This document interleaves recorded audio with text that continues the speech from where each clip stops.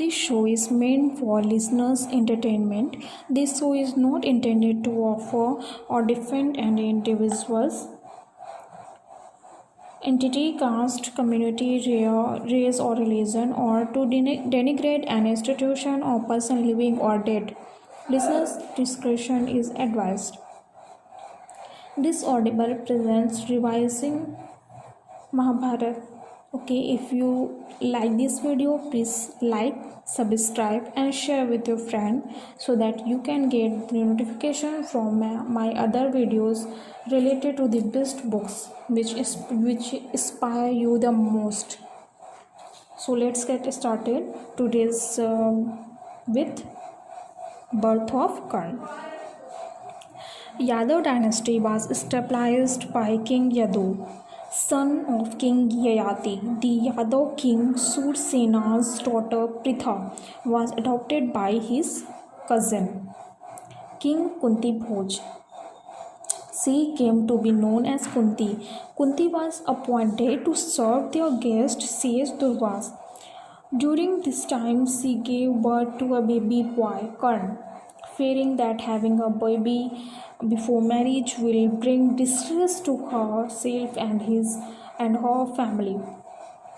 She discarded the newly born baby in a river. He was found and adopted by a charioteer, Athirath, and his wife Gatha. Next topic begins with Pandu and Dhritarashtra. Bhishma had to repeat his dates of abduction. This time for the marriage of Dhritarashtra. Bhishma went to the king of Kandhar with a proposal to get Gandhari, the princess of Kandhar, married to Dhritarashtra.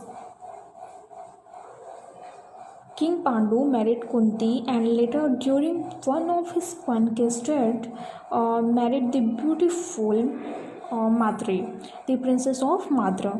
Months later, Pandu successfully completed the Digvijay expedition, a feat not achieved by his father and uncles, including Bhishma.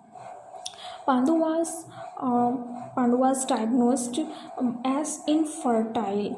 Mahabharata says Pandu accidentally killed a sage and his wife in the woods, who then caused Pandu that he would die if he attempts to make love to his wives. Dejected Pandu gave up his kingdom and chose to live in the forest with his two wives. Dhritarashtra became a caretaker king, but Bhishma continued to be real caretaker without executive powers. Now the birth of Pandavas and Kauravas topic started, which is very important.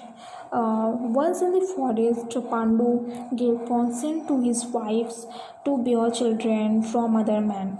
Mahabharata mentions that Kunti had a boon to bear sons from men of a choice, and that Karna bear sons from men of a choice, and Karna was born on her experimenting the boon with the sun god. In the following 5 years, Kunti bore 3 sons, Yudhishthira, Bhim and Arjun, as per Mahabharata, from the gods Dharma, Vayu and Indra, and Madri bore 2 sons, Nakul and Sahadev, from Ashwini Kumars. Meanwhile, in the Hastinapur, on the same day as the birth of Bhim, Duryodhan was born to Gandhari. In the following years, 100 sons and many daughters were born to Dhritarashtra, probably through his many wives. Through Mahabharata mentions that all the 100 were born from a single fetus of Gandhari. On a fateful day, Pandu and Madri died in a tragic accident. Kunti returned to Hastinapur with 5 children. After Kunti's arrival, Satyavati, Ambika and Ambalika retired to the forest. Duryodhan raged with hatred towards the Pandavas, since they would now have claim to the throne of Hastinapur, which he believed would be his own.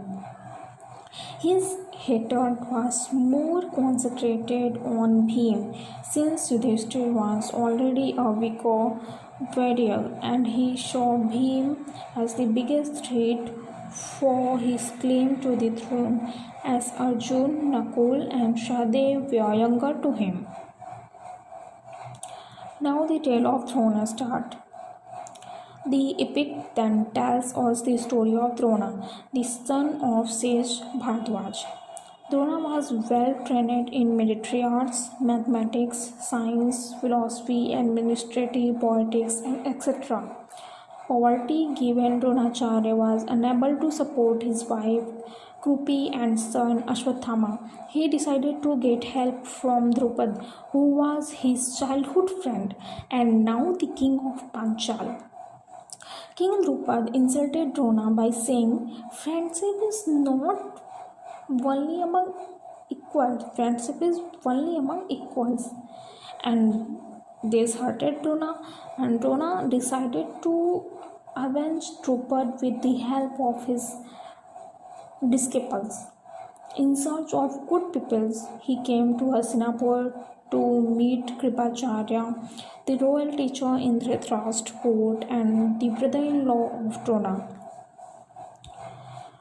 Then education of Kauravas and Pandavas started. Bhishma called upon Dronacharya to teach Kauravas and Pandavas. Many princes from other states, Ashwathama and Karna, studied in Dronacharya school. Out of the love of his son, Drona gave the knowledge of Narayana-astra only to Ashwathama. Drona also loved Arjun due to his amazing skill in archery and hence taught almost all archery techniques and special weapons to Arjun except the Brahmananda. When Drona saw that a tribal prince named Eklavya showed skill that would make him better than Arjun, he asked the tribal Eklavya for his thumb.